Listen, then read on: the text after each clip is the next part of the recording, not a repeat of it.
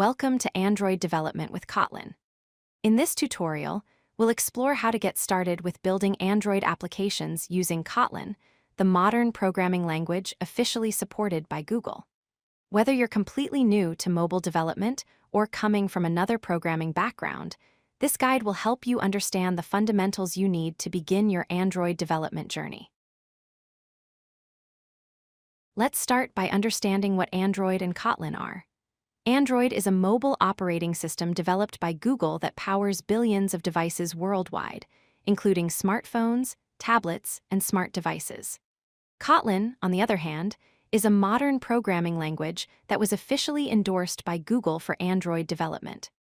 Since its announcement, Kotlin has become the preferred language for building Android applications, offering a more efficient and enjoyable development experience compared to traditional Java.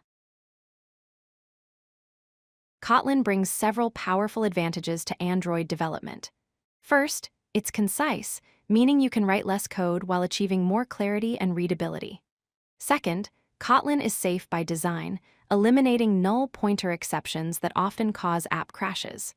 Third, it's fully interoperable with Java, allowing you to use existing Java code and libraries seamlessly. Finally, Kotlin is a modern language with built-in support for coroutines, for asynchronous programming, and extension functions that make your code more expressive and easier to maintain. To start developing Android apps with Kotlin, you need to set up your development environment. First, install Android Studio, which is the official integrated development environment for Android development.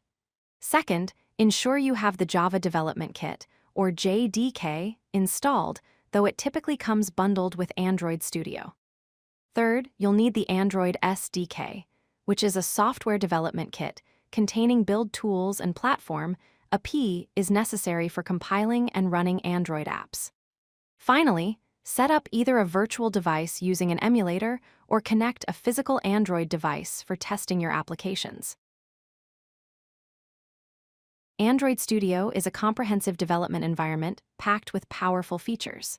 The code editor provides intelligent code completion and advanced refactoring tools to help you write better code faster. The layout editor offers visual design tools that let you build user interfaces without writing extensive XML code. The built-in debugger allows you to step through your code, inspect variables, and identify issues quickly.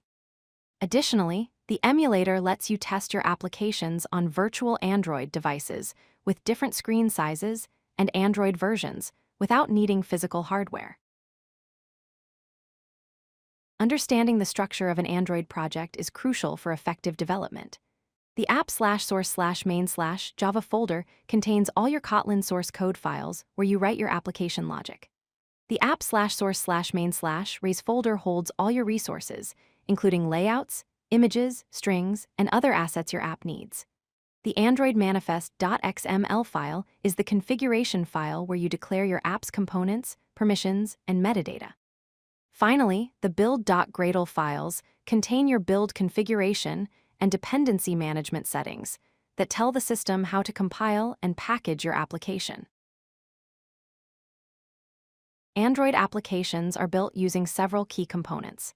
An activity represents a single screen with a user interface, serving as the entry point for user interaction.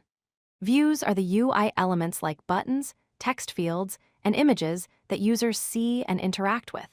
Intents act as messaging objects that facilitate communication between different components, allowing you to navigate between screens or trigger actions.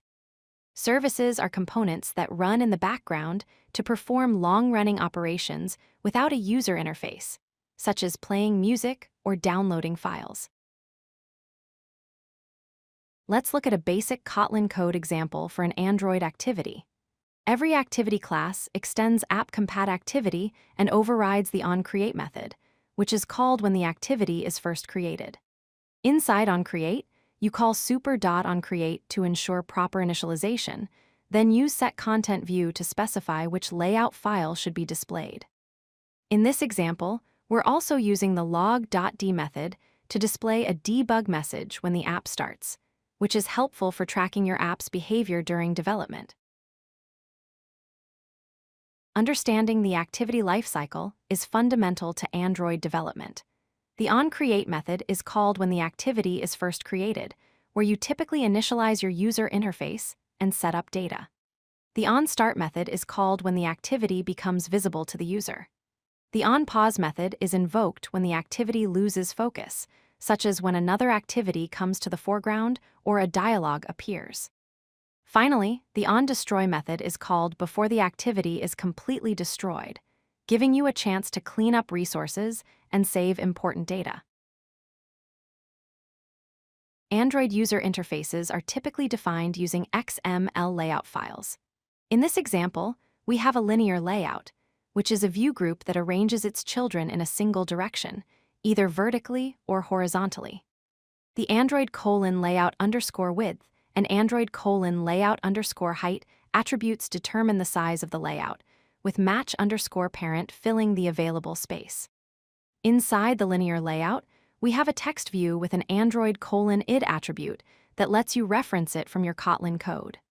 The Android:_text attribute specifies the text to display, in this case, Hello Android. The process of building and running your Android app involves three main steps. First, you build the project, where Android Studio compiles your Kotlin code and resources, checking for errors and preparing everything for packaging. Second, the build system generates an APK, which stands for Android Package, the file format used to distribute and install Android applications. Finally, you run the app on a device, either a physical Android device connected via USB or a virtual device running in the emulator, where you can test and interact with your application. Now that you understand the basics of Android development with Kotlin, there are several exciting topics to explore next. Dive deeper into UI design with views and layouts to create beautiful and responsive interfaces. Learn about data storage and persistence to save user data locally using databases and shared preferences. Explore networking, and a P is to fetch data from the internet and integrate with web services. Finally, study app architecture patterns like MVVM and clean architecture to build maintainable and scalable applications. You're now ready to build amazing Android apps with Kotlin. Happy coding! If you like this video, hit that like button and don't forget to subscribe. Visit codelucky.com for more such useful content.